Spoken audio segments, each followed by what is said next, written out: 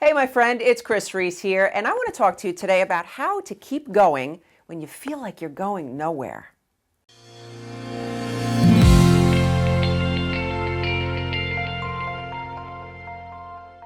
Do you ever feel like you have one of those days where you wonder if God's promise will ever come to pass? Perhaps you've heard clearly what He's called you to do, and you've done it faithfully, only to feel like you're toiling in obscurity. Well, perhaps you feel like you're spinning your wheels and wondering if you even heard from God at all. Well, you're not alone. Fulfilling your purpose requires a great deal of patience and endurance, and it's no wonder that so many fall short. Living a life of purpose is not for the faint of heart. Think of the many examples of how God's chosen had to press on to receive their promise.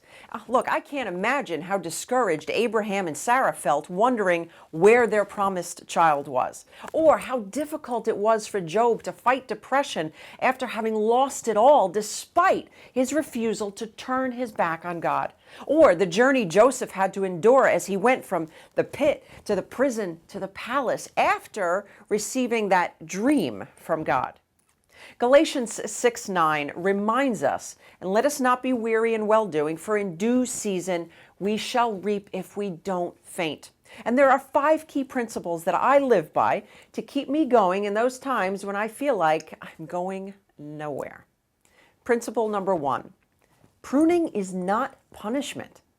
Look, I'm not a gardener by any means, but I do understand that you need to trim back anything that is not beneficial for the tree to grow stronger, taller, and healthier.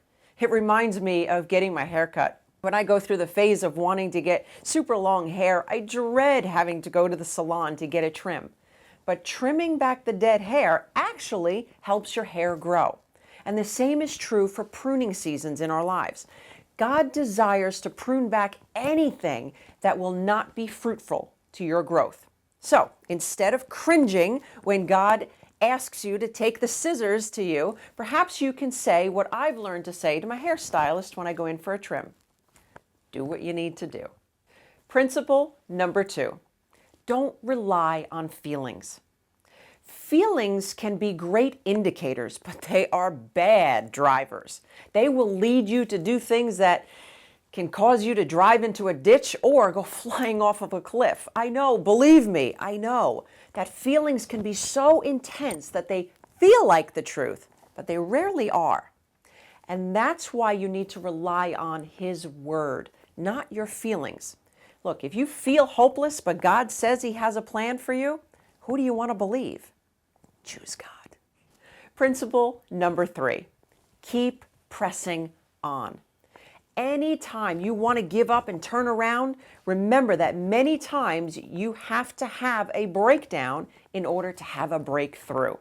Look, on several occasions, I felt discouraging setbacks right before I made important breakthrough. Maybe those times were God's test or Satan's temptation, I don't know. But I pressed on, and I want to encourage you to do the same.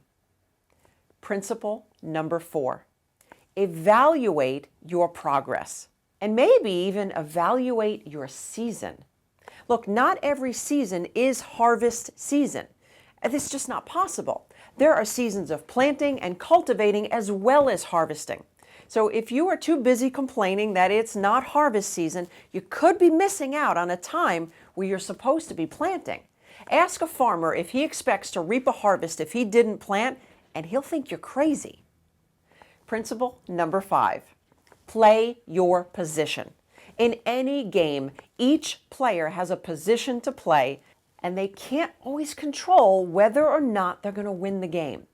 The best thing that they can do is to play their position well. And the same is true when you play on God's team. We each have a position to play, and we are not responsible for the outcome. The outcome is God's position. So be sure to continue to do what you were called to do, and don't be concerned with why it's not going the way that you want. Walking in your God-given purpose takes patience and perseverance. Call on Jesus to guide you through the tough times, and you too will leave in this sweet victory of knowing that you are well on your way to hearing those wonderful words, "Well done, my good and faithful servant."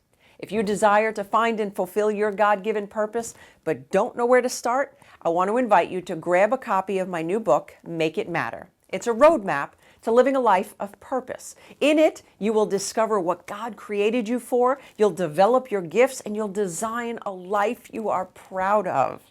And I'll include that in the link in the description section below. And while you're down there, let us know in the comments section what you are going to do to begin to move forward in your God-given purpose. And while you're down there, give this video a thumbs up. I'd greatly appreciate it. But until next time, I pray that you are blessed beyond your wildest imagination.